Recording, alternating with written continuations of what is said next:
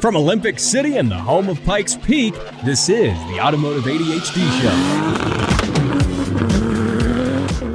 Oh yeah, here we are rocking it on the Automotive ADHD Show, heard around the world as a podcast, and of course on the radio, 91.7 KLZR, voice of the Wet Mountain Valley. My name is Matt West. I am here to talk about cars, and you are here to listen to talk about cars. That is what this show is about. Of course, you have tuned into the correct car show. Yeah, I got a lot of fun stuff for you in the works today. Going to be talking a little bit about Nissan and the new Z car, and we're going to talk a little bit about dealer markups. There was a crazy one with the new Nissan Z, one of the craziest markups I have seen on what is supposed to be an affordable sports car. We're going to talk about that. We're going to talk about how Toyota is testing a new engine in the GR86, and there is a shred of a possibility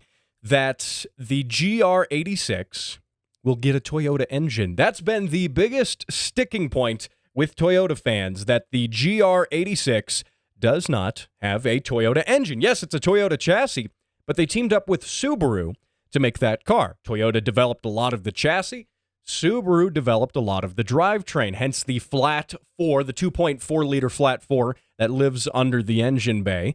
So we're going to talk about that, and that may be to the chagrin of Subaru fans. Of course, that car is the brother of the Subaru BRZ. They are effectively, with minor details, but they are effectively the same car. So we're going to talk about that. There is an Arkansas town that has issued too many speeding tickets, so many, in fact, that they are now banned from issuing speeding tickets.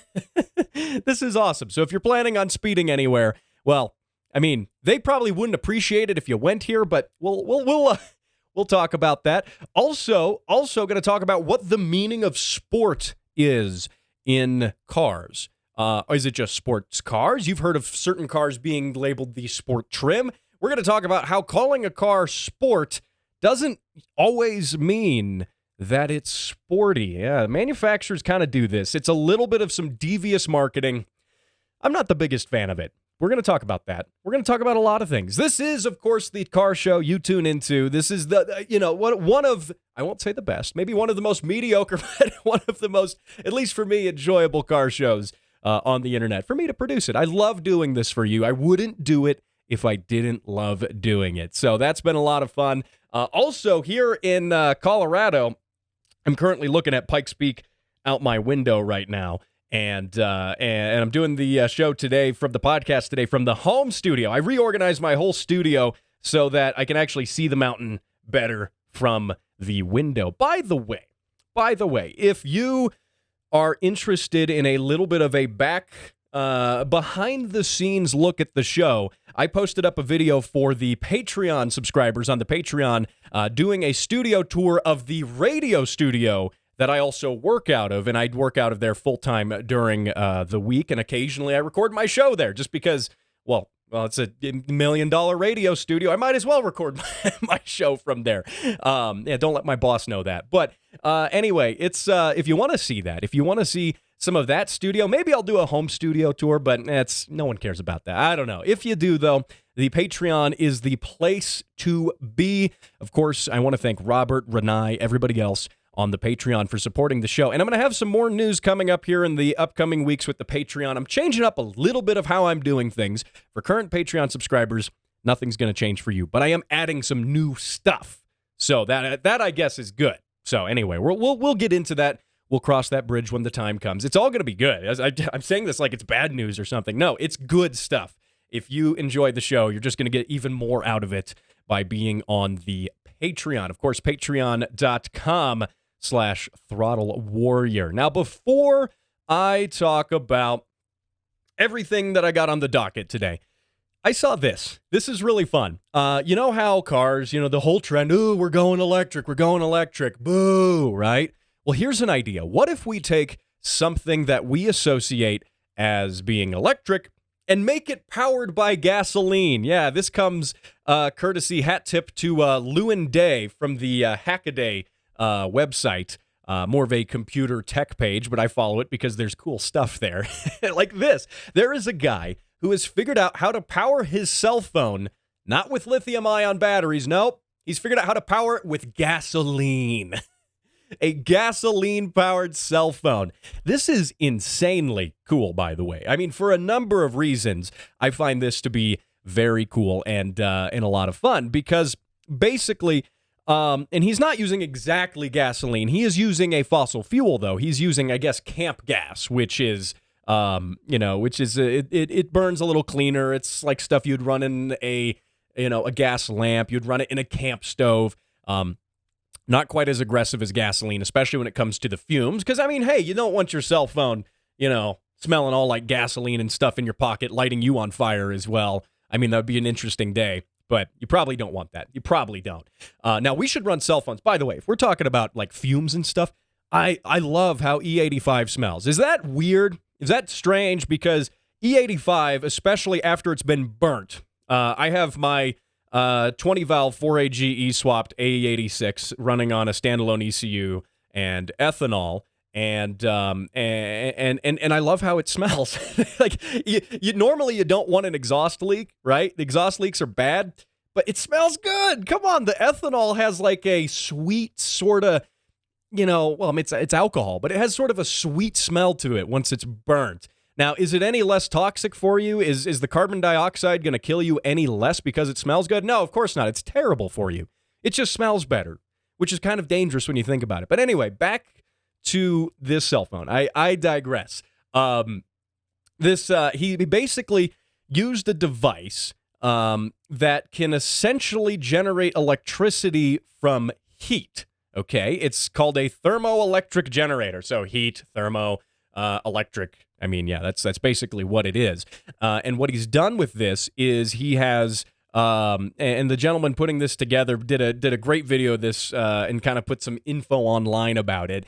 But basically, you have a little flask you put on your hip, so everyone thinks you're an alcoholic. But instead of alcohol being in there, it does have this camp fuel in there, and then that goes to a little burner that you also mount on your belt, and that little burner has a little flame in it, generates no real smoke or fumes, and that has a little flame that heats up the thermoelectric, basically this component that can generate electricity from heat. And it gets up to about 180 degrees Celsius, which, quick conversion here, we're going to do it in live time because I don't speak Celsius, which is about 365 degrees Fahrenheit, which, of course, is the correct unit of measurement. I just love alienating my European listeners every week, talking down on the units of measurement that are inferior to what we use in the United States. I don't know. But anyway, so it does get pretty warm, but it actually powers the cell phone, which is crazy. So it uses this little thermoelectric generator that he made to then go through a regulator, which keeps the current at about 5 volts, 2.5 amps-ish, which is what your USB powers. That's about roughly standard USB port for charging a phone.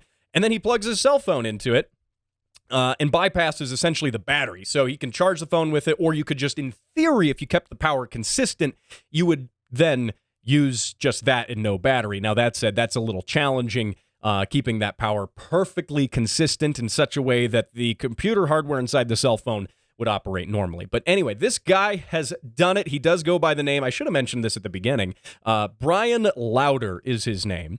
And now I love this. I think this is a trend that we should continue to do. We should continue, as the entire automotive industry, as governments around the world are pushing us to electrify our cars. There needs to be a movement to convert otherwise electric home appliances to run on internal combustion. This needs to be, is it a political statement? I don't know, but it is cool. And that's what we need to do. I want a dishwasher that runs on gasoline. I want a refrigerator that runs on gasoline. Now, okay, maybe the refrigerator can be ethanol. We'll settle for that. Now, what this means? Now, obviously, it's maybe a little impractical, might be a little hazardous if you are walking around with a 400-degree little heater on your belt, also with fuel strapped to your belt. Like, what if you trip and then the fuel sloshes out and goes on the, yeah, it wouldn't be pretty. It would suck. I mean, your phone would charge really fast then, right? But it is cool when you think about it. Like, honestly, like when you have products and stuff that could run off of this, you could use this in an emergency. You could have a device like this that you can store the camp fuel in your emergency closet at home, and then, power goes out, and then you use this to charge your cell phone. I see there is actually some real-world practicality for it. Also real-world practicality for third-world countries, perhaps, too. This is a cool idea. Is it all that practical? Yeah, again, outside of emergency circumstance, maybe not. Maybe if you're a regular camper, too, this could be practical. But then again, a lot of people who do overlanding and camping have solar panels. But, why have solar panels when you can use internal combustion to fuel your stuff? Recently, too, I saw a story, and I couldn't find it before the show. It was one of those ones, it was an article I saw. I forgot to save it, and now I can't find it again. But there was a guy who also made one of the world's smallest internal combustion engines. So, right, like this cell phone is honestly just using the heat generated by combustion to generate electricity. Well, somebody made a small internal combustion engine with actually, piston that goes up and down and creates torque, turning fuel into torque, and he used that to power a small mechanical watch, which that's also very cool. I want that. I want my watch running on dead fossils, or, well, fossils are dead dinosaurs. How about that? So very cool stuff right there. I like it. So anyway, there you go. Now, another topic I want to get onto here in this first segment. I know we're running a little long for the first segment, but I have to talk about this because I mentioned it last week. I front sold this topic last week on the show. And then in true ADHD fashion, I got onto something else and I forgot. Someone called me out for that. So you know who you are. But that said, I talked about last week, I said I was going to talk about a Ford Crown Victoria that has, of all things, a V12 swapped into it. That's cool. It's got turbos. That's cool. But it's not just any turbocharged V12. No, it is, of all things, here we go. You ready? 27-liter V12 made by Rolls-Royce, typically found in old tanks. A 27-liter V12 has been stuffed into the nose of a Ford Crown Victoria. And this comes from some absolute mad lads in Europe, by the way. They not only did they swapped this, and this has been something I've seen for years. This has been a big project. It's become kind of famous on the internet, and they finally got it on the dyno. Now, what's interesting is what's interesting is that this tank engine in its original form. This V12 tank engine would have only made about 650 horsepower out of 27 liters. And you're going, well, that's not that much. Now, bear in mind, that's at 1,400 pound-feet of torque. Holy cow. And, I mean, if you need an insane amount of torque and you need it now, this is what you use. But no, they weren't content with that. That's the engine in its stock trim. They weren't content with that. That's why they put the twin turbos on it. Then their goal... The goal of this project was to make 2,500 horsepower and 3,800 pound-feet of torque. And the gentleman responsible for putting this together, again, they are absolute geniuses, in my opinion. These men need to be on the next space program. That's my opinion. And they put it on the dyno, and the problem is it practically broke their dyno. The dyno couldn't actually read the power coming off of this because the dyno, because of the gear ratio of their transmission and their rear end, having the car in third gear meant that they were spinning the dyno too fast, or rather fourth gear meant they were spinning it too fast to see a true one-to-one for the engine to the dyno. Typically on a dyno, you need to have your car in whatever gear you have that's closest to your one-to-one gear ratio. Typically speaking, a lot of cars, that's going to be like fourth gear. Whereas, everything else is either overdriven or underdriven. You have your overdrive, for instance, for fifth gear. You want that one-to-one. Basically, the wheels are turning one revolution for every revolution of the engine. That's a true one-to-one. Well, the problem is they couldn't do that. The dyno couldn't handle that with this power. 2,500, again, the goal, 2,500 horsepower, 3,800 pound-feet of torque. Not to mention that this thing probably weighs a lot. I mean, it's a huge, heavy iron block V12. It probably weighs 1,000,000 pounds, but who cares? Who cares? The fact that it was put in the front of a car, I mean, you know what? I need to find out who these guys are and get them on the show. I have to talk to them about how they did this. I mean, there's all sorts of stuff you have to think about when it comes to not just, okay, we put a big engine in a car. Well, how did you strengthen the body of that car to handle, what would have been stock, a 450-pound engine, and then you're putting in God knows how much, 1,000 pounds, 2,000 pounds of engine in the front of this car. You have to change everything so it can handle that. You have to change your spring rates for your suspension. You got to change your subframe. I mean, you got to, for one, make sure the car can even handle that. So how you do that is incredible. And also, how on earth are you supposed to hang on to the steering wheel in a car that has this much power? I don't know. Now, what I will be curious to see is how much power it makes, or how fast it is, rather, maybe at like a half-mile event. I think a drag strip might be too short for this thing. Just throwing that out there. So, anyway, yeah, V8 or V12 make that. Crown Victoria, 27 liters. That's absolutely bonkers. That's insane. So, hey, coming up in the next segment of the show, we're going to talk about Nissan. We're going to talk about Toyota. It's going to be good.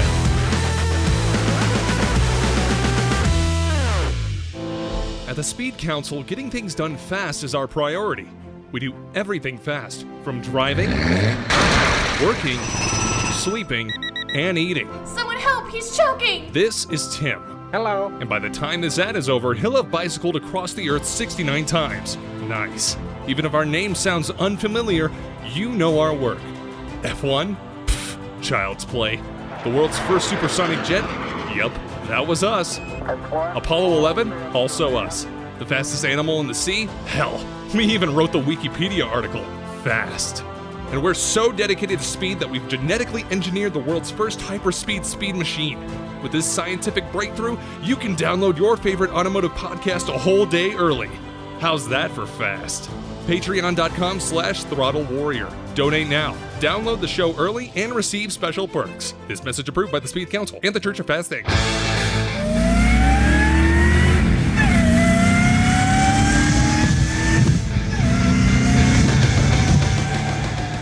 All right, that is Devon's supercharged Volvo 240. I've played that before.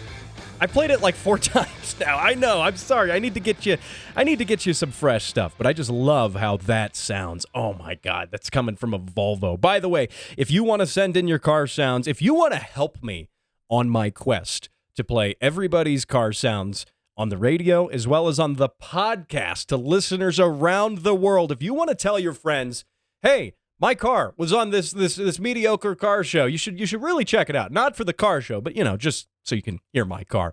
I mean, you can do that, or you can tell your friends that the car show's good. I mean, hey, give it a rating on Spotify, right? You can always do that. I love that Spotify added the ability for you to do that. Right now, we're sitting at 5 stars, and we need to blow that up. Just so you know. But that said, if you want to send those car sounds in, regular listeners know how this works because they have all already sent their car sounds in, but I have seen a slight uptick in listenership. I know there's new listeners. I know you haven't sent those car sounds in. I don't care what it is, what you're doing with it. You don't have to break the law. You don't have to speed. You don't have to do a burnout. If you would like to do all of the above, and you get in trouble doing it, you definitely didn't hear it from me. But make sure you were recording when it happened at the very least. And yeah, send those in, facebook.com/automotive ADHD, or you can email me, matt@throttlewarrior.com. Lots of good stuff. You also get entered for a chance to win free stuff. That's really cool. Free stuff is better than stuff you have to pay for. So yeah, you definitely have to check that out. So I want to move on to Nissan. Yeah, Nissan. Okay, there's been a lot of things going on with Nissans. I have recently developed a little bit of a love-hate relationship with Nissans. We'll actually make that a hate-hate relationship. Helping my buddy, I talked about this a few weeks ago, helping him with his VQ40-powered Nissan Xterra. Oh my God, that was a nightmare project. That was terrible. Everything sucked to take apart. I mean, if you're a Nissan tech, you have every bit of my sympathy.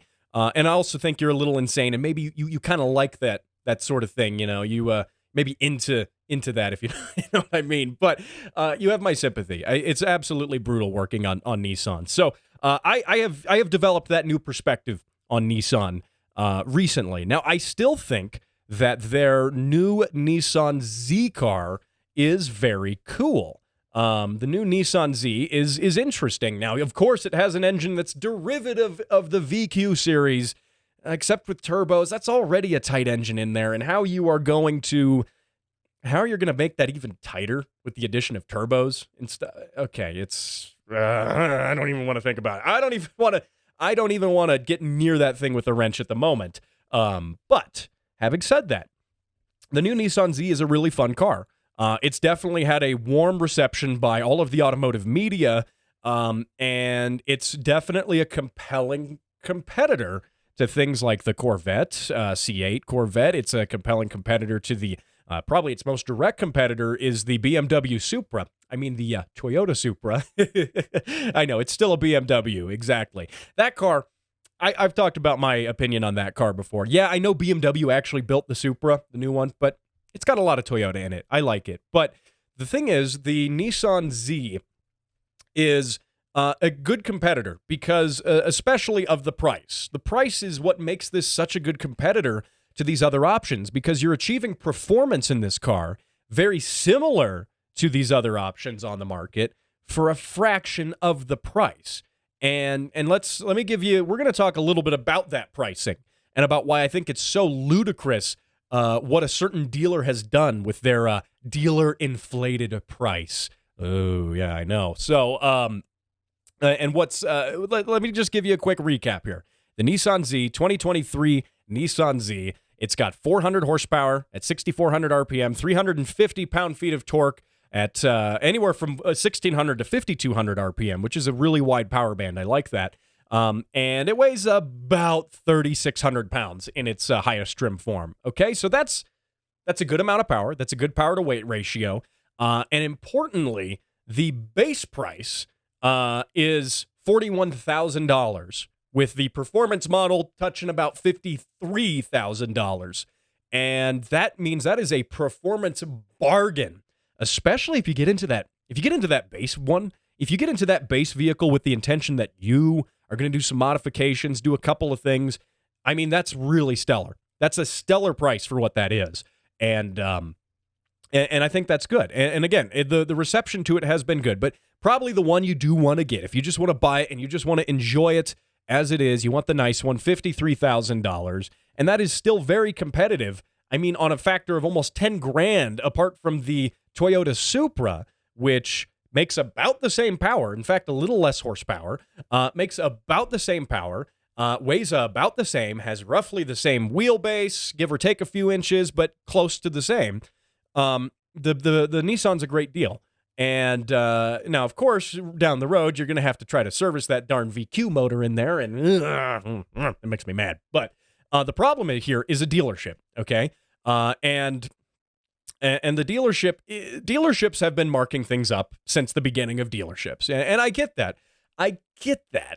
But the problem is this dealership is a little out of hand. It is, and I'll even mention them by name because I think this is ridiculous. It's called Bellevue Nissan in, well, presumably Bellevue. And Bellevue, well, this is in Washington, by the way. So Bellevue Nissan in Washington, they have a 2023 Nissan Z, but it is the, quote, proto spec. Now, what is the proto spec? The proto spec is basically, it's essentially, think of it like the launch edition of this car. It's one of the, first editions that's going to go on sale. It's going to be the same color as the concept car that we saw over a year ago, that kind of bright yellow. It's going to have yellow trim in it and all of the above. And that's fine. It's got yellow brake calipers, gold wheels. It's basically an appearance package. Performance-wise, you don't really have any difference between, in fact, you have no difference between the regular performance spec of this car. This, again, is just, it's an appearance package. It's the launch trim. Now, of course, Nissan's making this all special. This is the proto spec, because it looks like the prototype one. And there's only 240 being built. Well, 240, because of the Nissan 240Z, that's the car, that's the original, right? So, yeah, that's cute, right? But the thing is, it's performance-wise, it's got no difference. Firstly, I don't like these special launch edition versions of these cars, and I don't like the markup that gets placed on them. Now, how much is this markup? I've been talking about markup this, markup that, but I haven't actually told you how much the markup is. It's a lot. It's substantial. Okay, so the Nissan Z Proto Spec MSRP $54,915 with so-called market adjustments of $73,881 plus a $1,195 mandatory dealership protection package, which means, do the math, that is $129,991. Holy cow. Oh my God. That's staggering. I mean, we've seen dealership markups on, say Corvettes, the C8 Corvette being 30, 40 grand. Yeah, that's a lot of money. That's a huge markup. And dealerships know that people will pay this to be the first to have the coolest, newest, neatest car.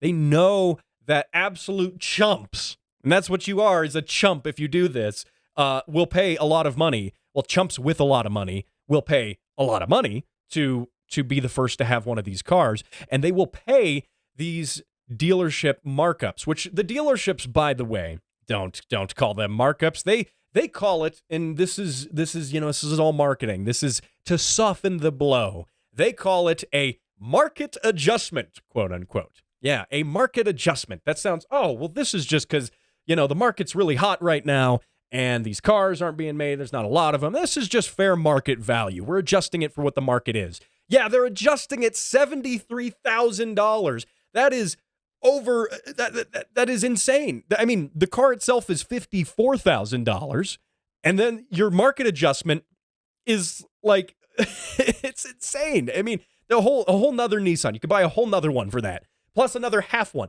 You could buy, for that market adjustment, you could buy 2 Nissan Z Performance Package editions, which are identical except for the yellow leather trim on the inside. You could buy 2 of those, plus an entire Subaru or Toyota GR86, Subaru BRZ86. You could buy a whole nother one of those and 2 Nissan Zs for this price. That's insane. That is mind-blowing. And this is a problem because dealerships really need to stop doing this. I've addressed this before. I mean, again, long-term listeners know that I've talked about dealership markups before and how insane they are. And you hear about big markups with, some usually luxury brands. Porsche, there's dealership markups. Mercedes, Ferrari. You hear these huge markups market adjustments, right? And you hear about this stuff. And the problem here is, it was kind of bad when Chevy was doing it because Chevy's supposed to be the everyman's, the Corvette specifically is the everyman sports car, right? And then they were having markups of like 50 grand on that. Well, this is insane. This is a Nissan. I don't think of anything about Nissan as being luxury. Yeah, they have the Infiniti brand, which I've always associated as kind of in the same realm as Lexus. Like, yeah, it's just a nicer Nissan. Lexus is a nicer Toyota. This is Nissan. Can you imagine spending $129,000, basically $130,000 if you round up, $130,000 on a Nissan? I mean, come on. Now, hat tip here to the Drive because they reached out to this Nissan dealer and posted a picture of their text conversation. And they asked, the salesperson said, I'm looking at it right here, says, quote, we're asking $129,991. We're taking offers on our 2023 Z.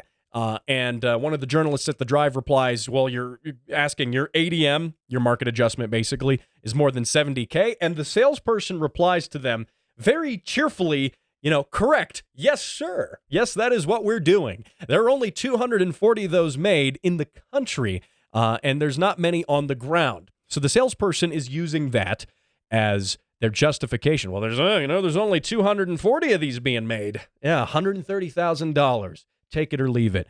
Well, I'm sorry. I'm going to have to leave that. That's ridiculous. Again, if this car had some, special differences, like, performance-wise, maybe. It had a different engine. It's not going to. But say it did. Maybe you could justify some more money. This is a yellow Nissan Z performance package with yellow leather trim and suede and yellow stitching on the inside. Is that worth another $70,000? Of course it isn't. And this is just, again, one of those things you have to call this out when you see it. I still maintain that my opinion is that this stuff could stop. All of this could stop if people stopped caving into the dealers asking the crazy prices.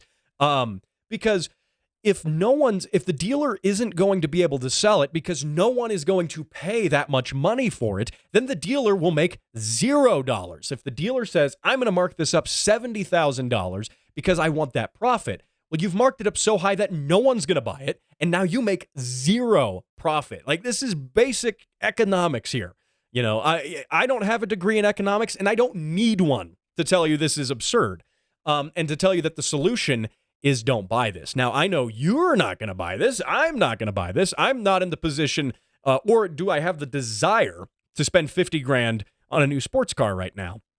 And I certainly don't want to spend $130,000 on a new sports car that's only worth $50,000. I mean, think of the other sports cars you could purchase. You could buy a lot more car with $130,000. There's some very nice Porsches you could buy it for $130,000.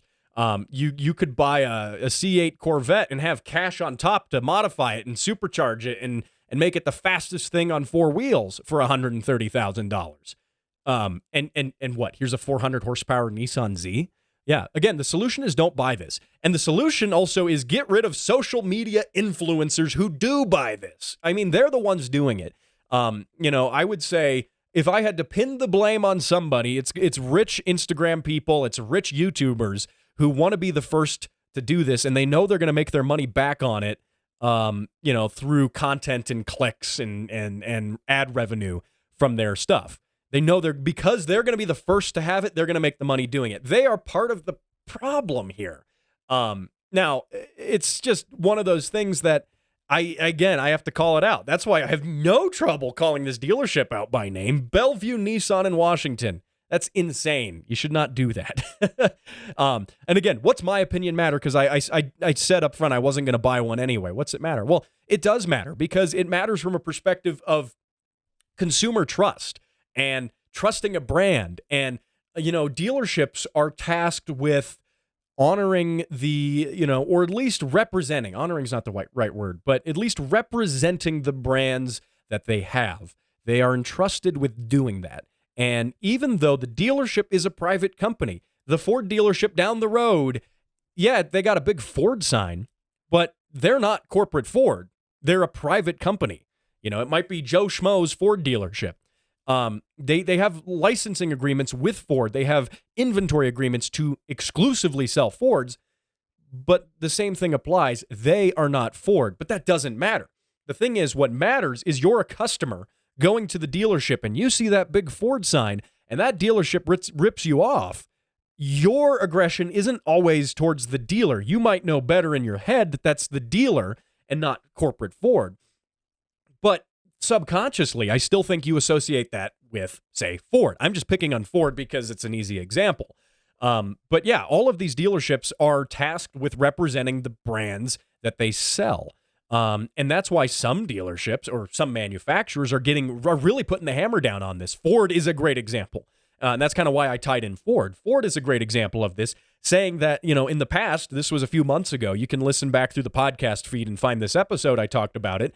But the Ford CEO himself said that this is unacceptable behavior from dealerships and we need to stop it. And he's right about that. And he basically threatened to remove any dealer allocations for cool stuff like F-150 Lightnings from dealers who decide to abuse their allocations for this reason and have insane market adjustments. Again, for the exact reason that I stated, which is that the dealership is a representative of the manufacturer. Even though they are not the manufacturer, they still represent them. So, yeah, Nissan, what? Come on. I mean, yeah, the dealership is part of the problem, but also Nissan letting the dealership do this is also part of the problem. I mean, just don't give these guys another allocation then. Now, I really sincerely hope that no one with deep pockets walks into Bellevue Nissan and says that they want to buy this Nissan Z because, again, the whole problem is they get away with this because people let them get away with it. That's ridiculous. So, just don't do business with them while they're doing this. That's all I would have to say. So anyway, let's move into some brighter news. Speaking of other Japanese cars, and I'm a fan of them, is Toyota. Okay, and I have good news about Toyota now. I bashed Toyota for their naming convention they're using on their EV lineup last week. I was like, what the heck, Toyota? What's a BZ4XYZ TFT123 NFT edition? I mean, what the hell's that? I talked about that. But now here's something that the motorsports division of Toyota is doing. They seem to be a little more level-headed. Toyota's GR division, their performance division, they seem to know what's up, in my opinion, because they are testing not a new engine, but they are taking the engine. It's a 3-cylinder turbo out of the GR Yaris. Yaris, tomato. I don't know. However you want me to pronounce that, just picture that in your head. But it is a 3-cylinder engine. Now the GR Yaris, I'm just going to say it both ways. How about that? Is not that vehicle was never offered here in the United States. To much disappointment, the GR Yaris is a 4-wheel drive, all-wheel drive, little hot hatchback that makes a crazy amount of power for how big it is. And it's basically Toyota's rally car just sold at the dealership. It's very cool. Very, very cool. Major mistake for Toyota not to sell this in the United States. Toyota said, those American buyers, they really wouldn't like this. Are you kidding? Of course we would. The manufacturers need to stop assuming that American buyers wouldn't like that stuff, especially when it comes to their performance division stuff. I mean, obviously, American buyers love the GR86. Love it. So, anyway, the GR Yaris has a turbo 3-cylinder engine. It's weird because it's a 3-cylinder, but again, it's powerful, it's punchy, it's cool, and 3-cylinders have cool noises. I had a 3-cylinder Triumph motorcycle for a couple of years, and I loved how that sounded. It's like a baby straight six almost. It's kind of got that same tone you would expect out of a straight six of all things. It's kind of weird. But that being said, they are taking this engine, which, by the way, is called the G16E. And the G16E is making its way into, are you ready, the GR86, which has the Subaru flat 4, the 2.4-liter flat 4. Now, this is being put into there for motorsports reason. They have said that they are currently not manufacturing this, but here's the thing. The chief engineer for Toyota's GR Racing division, Naoki Sakamoto, said that, quote, "We are thinking for the future about the possibility of using it, but there are no concrete plans at the moment." And he's referencing to using it in production.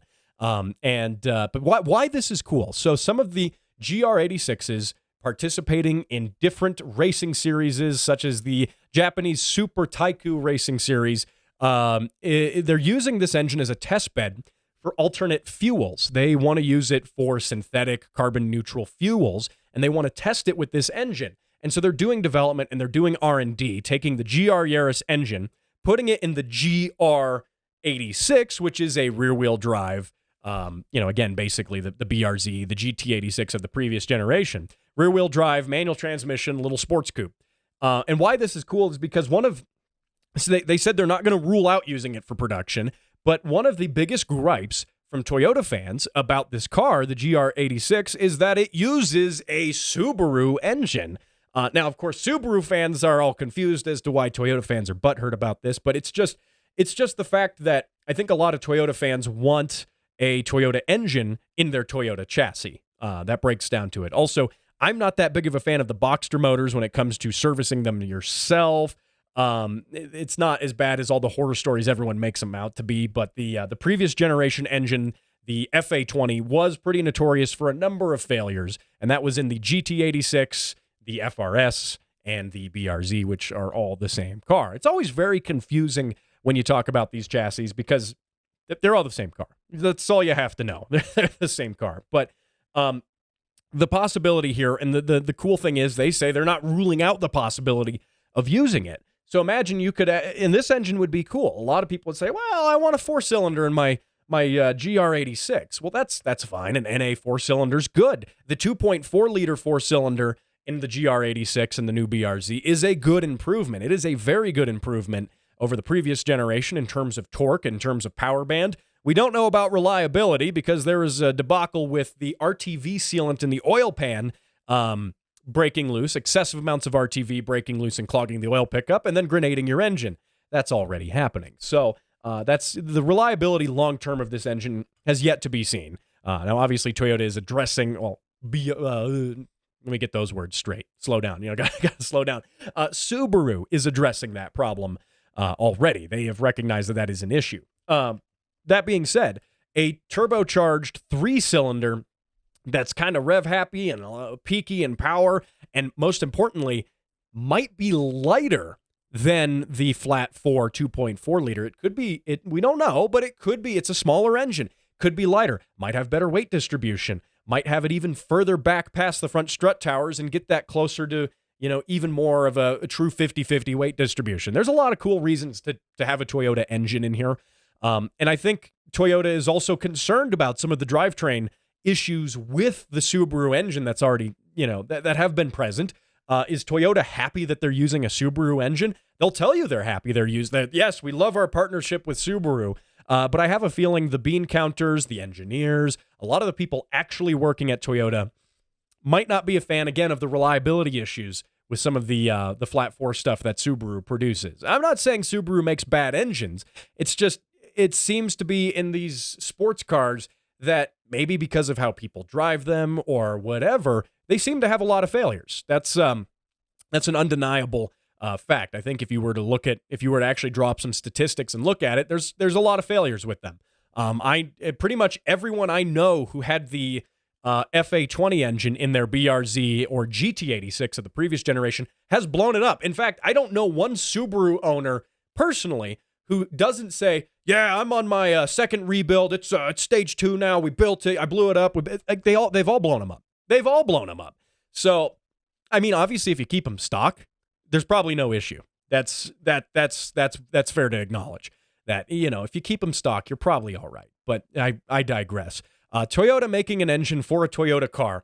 How is it that we have come to this being news? I don't know. But for whatever godforsaken reason, we have come to this being news. And you know what? It is what it is. So there you go. Isn't that exciting? That could be cool. Now, anyway, coming up here in the next segment, we're going to talk about the true meaning of sport. What is it? Why should we care? I don't know. I'll tell you about that coming up. And now for how things work with an engineer. Transmissions. Shift. And that was how things work with an engineer. For more of how things work, go to patreon.com/throttlewarrior.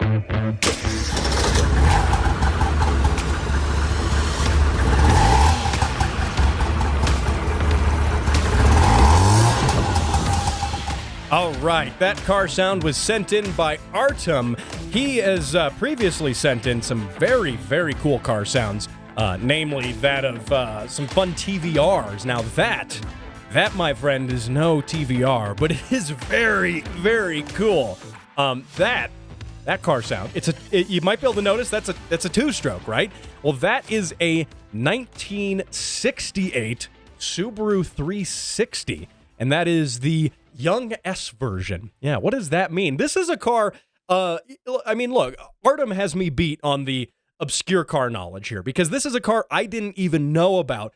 I had to look this up, and it's really cool. It looks kind of, to paint you a little bit of a picture, I know this is audio, but it kind of looks like a mix between like a 60s Fiat 500 and a Volkswagen Beetle. I mean, it's an interesting car. It was made by, obviously, Subaru with a 26 horsepower, 2-cylinder, 2-stroke, air-cooled engine. Rear engine, by the way. Yeah, it's like a Porsche. It's like kind of like a Beetle as well.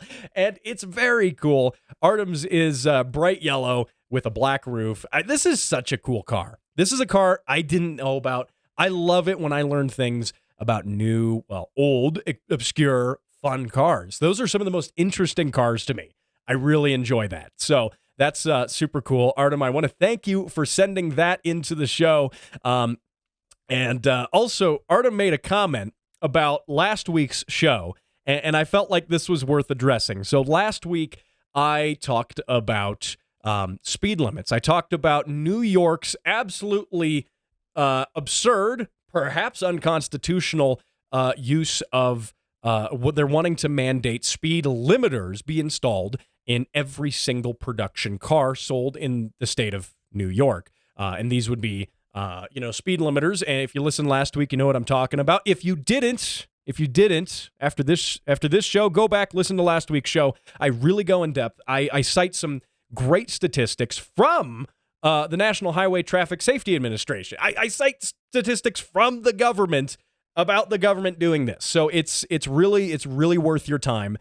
This is stuff that we as car enthusiasts cannot allow, is the people putting stuff like this in cars. So we cannot allow our governments to do this. It is absolutely unacceptable. But in that notion, Artem commented, he sent this into the Facebook page, facebook.com/automotive ADHD. And Artem says, here's a funny way to look at the statistics as well, saying that, quote, 20% of all accidents are done by drunk drivers. That means 80% of accidents are done by sober people.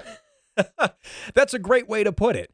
And if you recall some of the statistics I talked about last week were that more accidents were caused in intersections on a factor of several times than actual speeding being the cause of the accident. So I like that. That's a great comment, Artem. Again, 20% of all accidents are done by drunk drivers, which means 80% are done by sober people.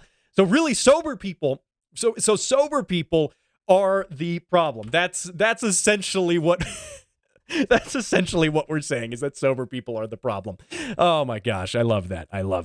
Don't drink and drive, by the way. But that being said, I want to talk about a town in Arkansas, okay? We're talking about speeding. We're gonna keep going on this topic, kind of connecting it to last week. And there is the small town of Menifee, Arkansas, and they have been, get this, banned from writing speeding tickets for the next year. So Arkansas has a law, essentially. It's a law in Arkansas that is an anti-speed trap law. And I think we need this in more states. We need this everywhere, honestly. But they have an anti-speed trap law that prohibits more than 30% of a town's revenue to come from traffic citations, and specifically those relating to speed. And a number of people were complaining about the number of tickets that have been written in Menifee, Arkansas. So the state decided to do an audit, and they found that the traffic fines relating to speeding contributed to over half of the town's entire revenue. Half of the entire town. That is their revenue. Half of their revenue for the whole town was just speeding tickets. Now, I wanted to do some research here on Menifee, and Menifee is a town of 195. You think you come, like, people are like, yeah, I come from a small town. And it's, I mean, hey, I grew up in a small town in my opinion, but not this small. 195 people. It's a town that sits on Interstate 40. Interstate 40, being a big interstate in that area, goes right through the middle of town. So you can kind of see where some of their money might be coming from. And what's fascinating about this is that the city took in the year 2020, the city took in $120,000 in traffic fines. $120,000. Yeah. For a population, by the way, of 195 people. So if we take 120,000 here, and we divide that by 195 here, okay? All right, we divide that by 195. That means that each resident of that town, in theory, if tickets were only issued to the residents of that town, each resident in that year would have $615 in traffic citations just for living there. Every single resident. It doesn't matter how old or how young or if they drive a car or not. In theory, that's what would happen. $615 per resident. Now, obviously, all those tickets were not issued to residents. I hope they weren't. That would be, I would stop living there. I would stop living there if that was the case. But obviously, it's not, because a major freeway goes through the town, and that's part of what's happening with their revenue. Now, what's interesting is, so the state came in, the state said, we're going to audit you. Okay, you're making too much money from speed traps, so you can't speed trap anymore. Now, does this mean you can get away with all crimes traffic related in the town of Manistee? No, it does not. They can still pull you over if you're being reckless, if you're, driving drunk, stuff like that. They're going to get you. They're going to get you. But this means they can't write tickets for speeding, though. And I feel like this becoming public knowledge might be very dangerous. I mean, by saying they can't write tickets for speeding, you've turned this small town into the Autobahn, essentially. And that's bad. That's bad. Don't do that. I'm sure the people who live there wouldn't like that. But I think what's important here is, and now granted, I say jokingly, you've turned this town into the Autobahn. Realistically, I looked at some of the stuff they were talking about. They can't write tickets 10 miles and under. So if you blow through there at $1.50, you might get a ticket still. Just giving you some fair warning if you were about to book a trip to Manistee, Arkansas, just so you know. And there's all sorts of political strife going on in this town between the mayor and the sheriff, and whose fault is it? And yeah, whatever. This is a car show. We're not going to talk about that. But I do think this is cool that the state of Arkansas, I didn't know this, has an anti-speed trap law. And that's good. That honestly is good. Because I think, when you get lots of petty speed fines and you're a little town and you have in your incentive is to write tickets to make money, that's the wrong reason for writing tickets. You should write tickets for deserving offenses, but writing tickets for making money, I think wherever you are, you could probably agree that's that would be considered bad manners, I think. So, yeah, there you go. I thought that was a fun story. I got one more story for you. We're getting close here to the end of the show, but don't go anywhere. It's not the end yet. I want to talk about cars that probably aren't capable of speeding in the town of Manistee, just because they're cars that probably can't speed in general. And this is interesting. This comes from Jalopnik, and hat tip to Lawrence Hodge for doing some real research on this. And they were looking at, Lawrence was looking at like, okay, so there's a lot of cars called sport, and there's nothing sporty about them. And what's going on here? Okay, so I'm going to give you a couple of cars that definitely aren't sporty. The Chevy Captiva Sport. What's a Captiva? It's kind of like a smaller Chevy Traverse, sort of. And it was made in 2006. I mean, this is an abysmally boring looking car. I mean, this is dreadful. I can imagine anyone who drives this is probably not enjoying life at the moment. Yeah, but it's called the Chevy Captiva Sport. Yeah, sport. If sport must mean it's sporty. Here's another one. The Ford Explorer Sport refers to a trim of the Ford Explorer, while the Ford Explorer in the 90s and early 2000s was offered.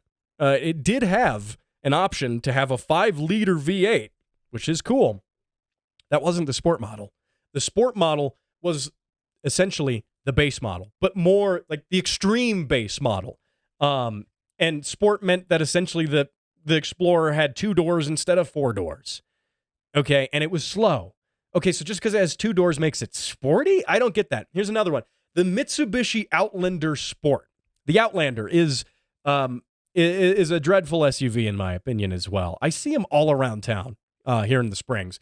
And the only reason you buy one of these cars is because you got a better lease deal on it, or it was cheaper than a Toyota, like a RAV4 or something. That's the only reason. I've never associated Mitsubishi with reliability, with comfort, with no, there's none of those things. I have associated them with performance in the past. The Mitsubishi Evo is a phenomenally cool car.